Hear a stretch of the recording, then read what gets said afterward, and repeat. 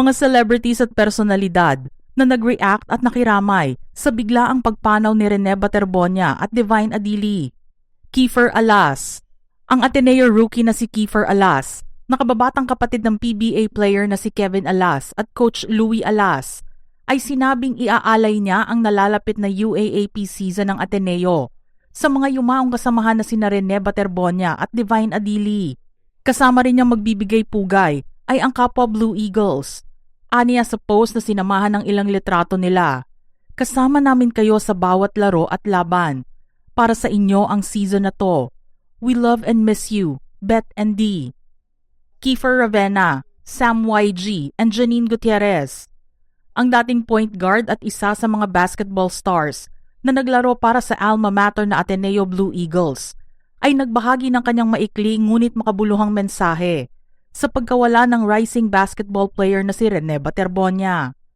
Aniya sa social media, too soon, na nagpapahiwatig na nanghihinayang siya sa maagang pagpanaw ng isang basketballista na may magandang hinaharap.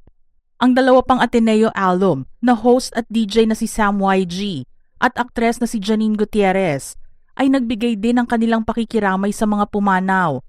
Ani Sam, too soon, at si Janine naman ay napasabing heartbreaking ang nangyari sa dalawang manlalaro. Bobby Ray Parks Jr. Ang PBA player at dating NU Bulldogs at UAAP basketball player na si Ray Parks Jr. ay maikling prayers up ang naisulat sa kanyang social media bilang pag-alala sa mga pumanaw na basketball players. Gary Valenciano. Nagpahatid din ng kanyang pakikiramay si Mr. Pure Energy Gary V. para sa mga yumaong basketball players. Sinabi niya na hindi man asul ang kanyang kulay. Ikinalungkot niya ang pagkawala ng dalawang magaling na mga players. I may be a green archer from LaSalle, but my heart is crushed at the devastating news about the two players from ADMU that perished in a drowning incident yesterday. My prayers are sincerely with their families and the entire ADMU community.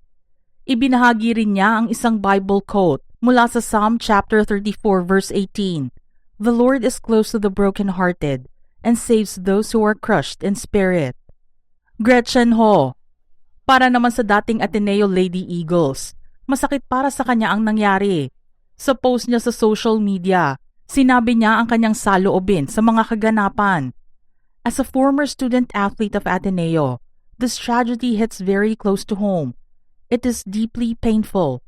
There are legitimate questions about what happened, and I trust that the multi-stakeholder body formed by the PSC, together with representatives from the UAAP, SBP, CHED, and NYC, will establish the facts and present them to the public at the appropriate time. Understandably, people are still in a state of shock, and we should allow them the space to grieve and find their footing.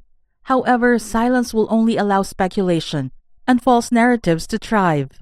We trust that the institution we call home will do the right thing.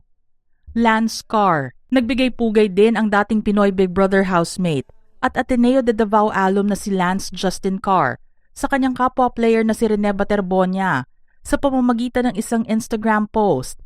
Aniya, blessed to have shared the court with you. The Ateneo de Davao community is incredibly proud of the legacy and glory you brought to our school and to the entire Davao region. Your impact goes far beyond basketball, and your inspiration will live on in the hearts of many. Fly high, Mr. MVP.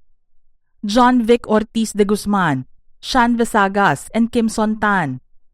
Ang aktor at dating De La Salle College of St. Benilde volleyball player na si John Vic ay may pakiusap naman sa nangyari sa dalawang atleta. Post niya sa social media, a call for truth, accountability, and justice.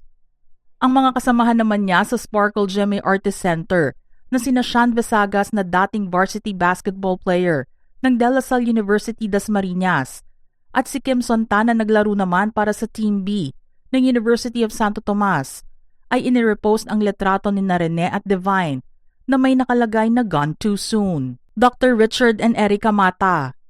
Napatanong naman sa isang post ang pediatrician at full-time mother at mompreneur na sina Dr. Richard at Erica Mata. They are athletes, not Navy SEALs or super soldiers. Why subject them to the dangers of the deep ocean when a pool would have sufficed. A water competency test should never happen without dedicated divers and medics on standby. My heart breaks for their mothers. As a mother myself, this is an unimaginable, preventable tragedy. Our deepest condolences go out to the bereaved families. R.I.P. Rene and Divine. Rica Peralejo. Nag-post din sa kanyang social media ang aktres na si Rica Peralejo at napatanong kung bakit kailangan humantong sa ganoon ang isang training. Aniya, I agree that training has to challenge you in many ways, so you are prepared to face all your performances with an indefatigable mindset. But there are so many ways to do that without putting your athletes at risk.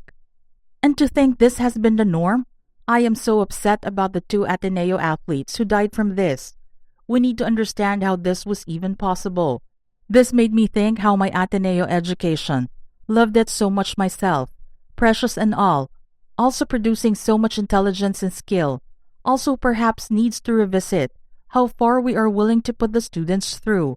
Pag finals week ang tawag ay hell week, kailangan ba kasi talaga ay ganito? What if we took away the pressure but retained the Renaissance education?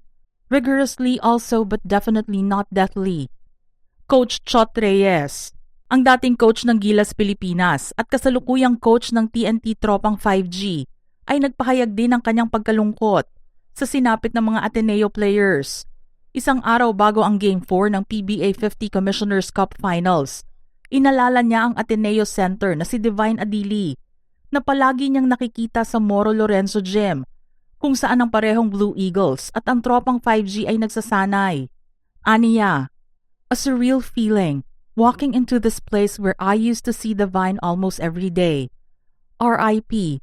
and prayers to his and Rene's families.